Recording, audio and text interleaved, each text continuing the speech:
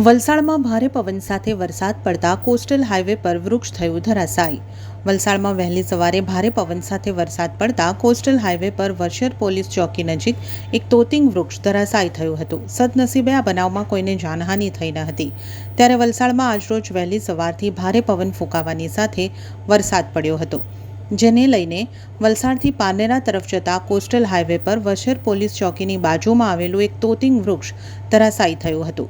સતત વાહનોની અવરજવરથી ધમધમતા આ માર્ગ પર આ બનાવ બનતા વાહનો માટે ડાયવર્ઝન આપવું પડ્યું હતું અને જેસીબીની મદદથી ધરાશાયી થયેલા આ વૃક્ષને રસ્તા પરથી ખસેડવાની કામગીરી હાથ ધરવામાં આવી હતી।